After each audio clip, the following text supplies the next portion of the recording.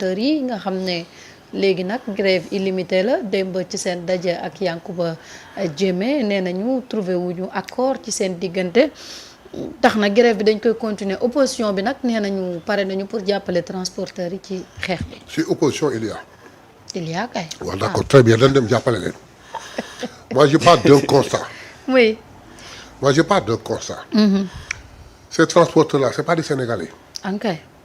on a trouvé un pays au 4e sous-sol. malgré ça. état bi di ñafe pour maîtriser les finances du pays. di ci góorgóorlu.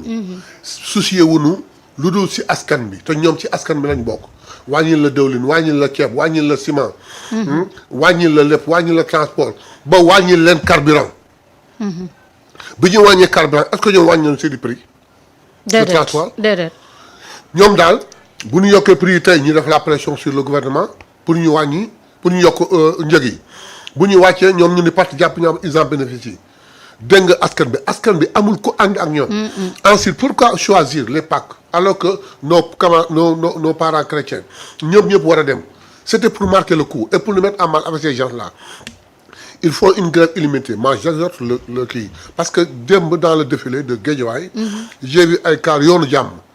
il faudrait que dans tous les pays du monde transport interurbain dañ ko rationaliser au point où ay entreprises ay sociétés yor ko ces transporteurs suñu yaakaar ne la daan am avec les anciens régimes mooy am ba léegi ils se trompent c'est des Sénégalais on les respecte beaucoup mais il faudrait que ñu xam ni mbir mi du kenn ku ne dañuy yekk nàkk rek kenn ku ne tibb sa wàll. c'est pas comme ça. nous sommes dans une situation où on a autre chose en tête que ce qu'ils veulent. Ils n'ont qu'à patienter, on fera ce qu'ils veulent. Mais au cas contraire, comme dit le Premier ministre, on ne bougera pas d'un iota. Donc on a une grève illimitée, on trouvera toujours une solution. ñu gën a renforcer Dakar Dem Dikk gën a interurbain bi ba jël le transport urbain il y aura pas de problème inchallah.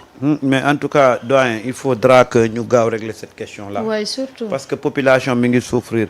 Dóor waar won ma dugalal ma vidéo bi ma la woon léegi nga gis nit ñi pour ñu bëgg a déplacer wu ci ay camions lañ doon dugg. ay camions. envoyé naa vidéo bi léegi Dóor waar pour te dire à quel point population bi ñu ngi sonn xam nga bu fekkee ne à Dakar grève bi yëguñ ko trop. mais boo génnee Dakar am na ñoo xam ne tey ñu ngi jaf Thiès xool leen Thiès li fi xew camion yi ñoo yëpp clients yi camion yi Thiès gis ngeen camion yi ñoo yëpp clients yi gis ngeen Thiès ministère bi na dimbali nit ñi gis ngeen Thiès camion yi moo bi portam frigo yi moo bi portam frigo bi moo bi portam yëpp clients yi Thiès lii fi xew de lii moo fi xew camion yi. Voilà, merci. Donc, tu vois un peu, les gens sont en train de souffrir parce que, voilà, à Dakar, on a les Dakar Dem Dikk, on a les Tata, on a les Clando, on a les taxis, on a les Yango. Mais bon, dans les régions, lolo amu fa. Donc, du coup, dafay impacter un peu si déplacement ñi nga xam ne ñoom ñooy citoyens yi. Et même il y a des gens yoo xam ne ñu ngi fii Dakar seen famille dañu voyagé woon. ñooñu seen famille yaa ngi bëgg a ñibbisi mais amuñu problème donc xam nga lii déjà pour quelqu'un boo xam ne yow da nga ne askan wi nga fi nekkal rien que ça les syndicalistes dañu waroon surseoir seen mot de grève pendant que les gens nekk ci fête c'est-à-dire que c'est une question de patriotisme parce que yow da nga am njaboot tey yaa ngi def grève tombeek suñu mbokk catholique yi nekk ci seen événement. wallaay mais par solidarité par sa xalaat leen rek mënoon nga surseoir ce mot d'ordre de grève ba ñu passé fête bi ko compter et li si gën a graaw mooy Marietta.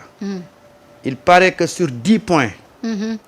6 ont trouvé réponse ci seen doléance 6 léegi 4 yi ñoo amul réponse. voilà. waaw mais loolu rek c'est benn début la en fait. xam nga man loolu moo ma jaaxal. début la. tu poses un problème et on te dit sur les 10 points 6 yi am nañu réponse mais loolu c'est la moitié.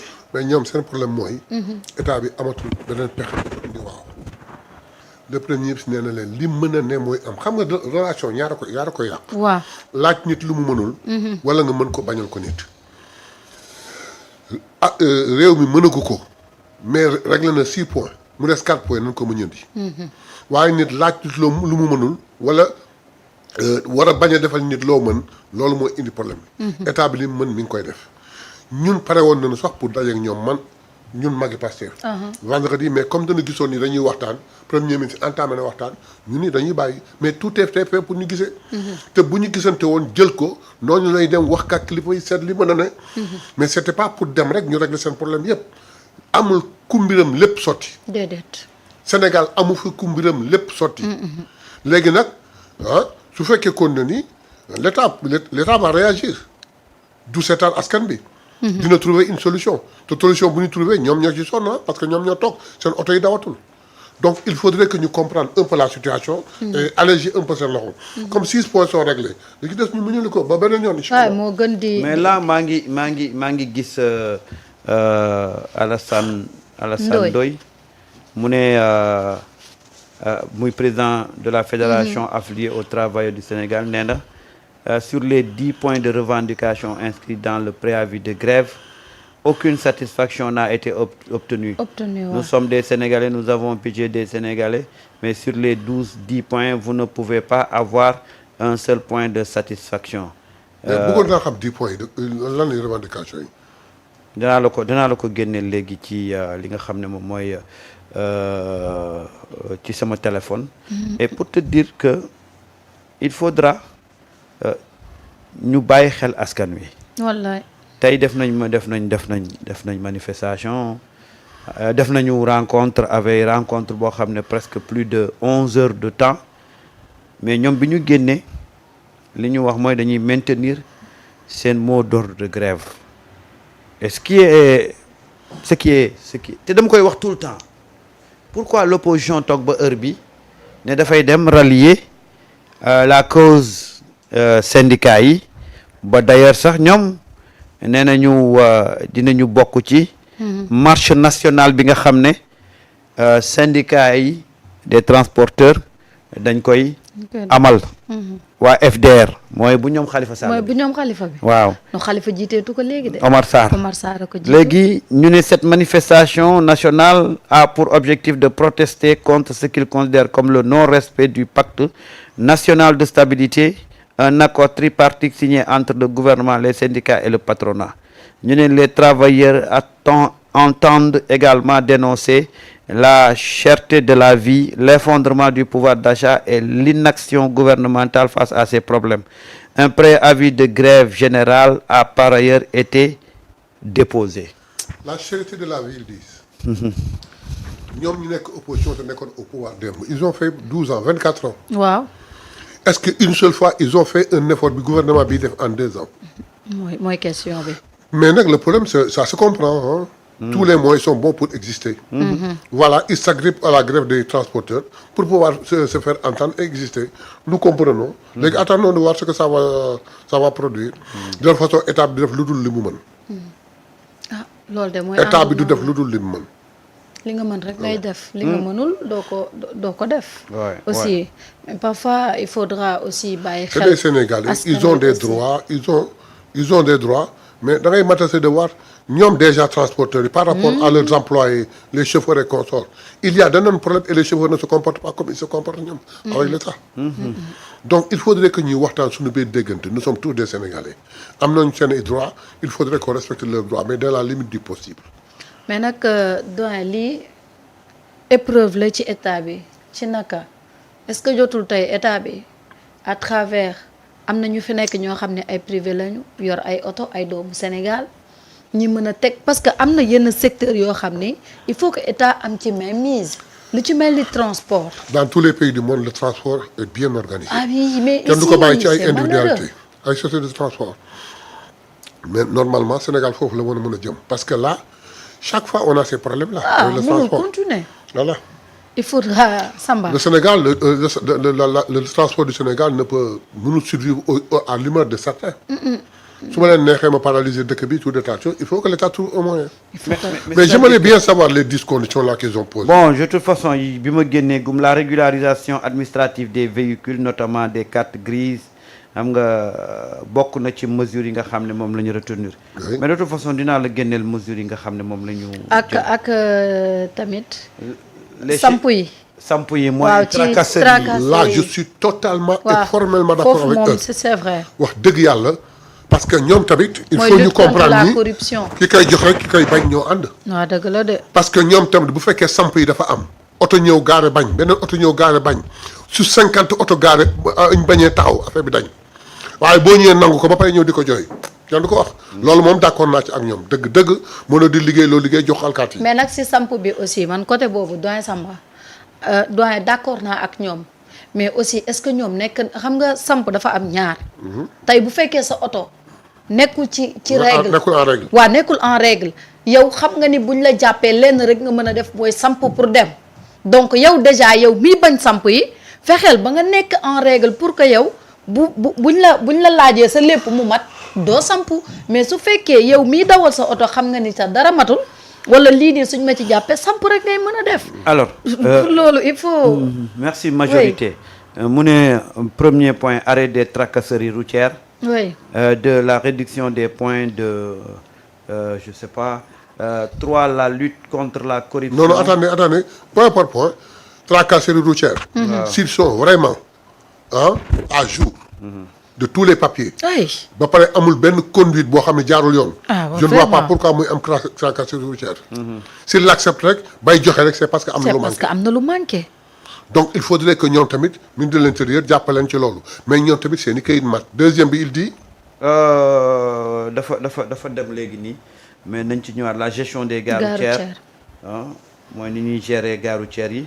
bon entre autres régularisation des documents moom laa doon wax sànq ensuite am na benn point bu El Malick Ndiaye doon wax ay jamono mooy fexe ba les cheikhu sérifu yooyu yëpp ñu indi leen pour une visite technique parce que cheikhu sérif yi li muy def accident mais chaque semaine waaw chaque semaine nga léegi cheikhu sérif daanu na accident bi am démb ak Kaffrine rek cheikhu sérif li leen gën a metti mooy les 2 places yi ñu ci wàññi 2 places yooyu ñu ci wàññi mooy ci leen gën a metti te nag oto doo ko jël mu nekk sur transport nga ñëw surchargé mais les cars rapides là c'est pas destiné au transport nous les adaptons au transport génn ñëw transformer ko indi problème léegi on ne parle plus de car rapide on parle de Cheikh Chérif les cars rapides posaient tous les problèmes du monde léegi nag bàyyi nañu car rapide yi ñu ngi Cheikh Chérif yi Cheikh Chérif yi da nga koy yan lu mu attan ba pare jox ko chauffeur mais Cheikh Chérif yi gis nga doyen boo xamee li ñuy rey ci àll bi li ñuy rey boo génnee Dakar mais da ngay xam ne tey waxuma la dara sax mais ñoom ci seen bopp ñoom ñoo waroon dajaloo ne cheikhu sérifu yi dañ koy aay ci dëkk bi ñoom ñoo ko waroon def mais malheureusement waxuñu ci dara mieux état bi bugg cee jël ay matukaay ñu ne non loolu du ci dal waaw parce que arrangé wu leen ñaari place yooyu ñu ci bëgg didi pour surcharge bi moo indi problème bi yëpp absolument moo ko indi et aujourd'hui li ma doon wax te wax naa ko fii boo rappelé woo Marietta je savais que tôt ou tard opposition bi da ciy dugal loxo c'est de bonne guerre parce que amuñu courage wàcc affronter le terrain politique déedéet dañuy profité ci ay mouvement d'humeur yeneen pàcc ñu dugg ci engouffré ci pour mën a exister parce que ñoom seen souhait tey mooy voir le gouvernement dans des difficultés ils ont tiré ficelle boo xalaat rek tiré nañ ko comme ñoom bëriwuñ représenté wuñu dara léegi ils sont obligés d'aller se réfugier derrière le mouvement d'humeur des syndicats te xam nga doye du ma bàyyi may xaabaabal xam nga gis nga même des fois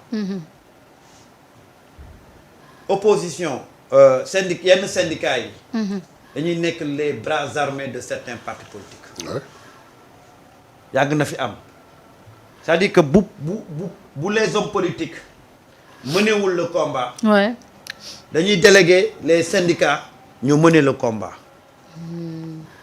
et hier je te parlais de la grève Sutelec bu Mademba Sock.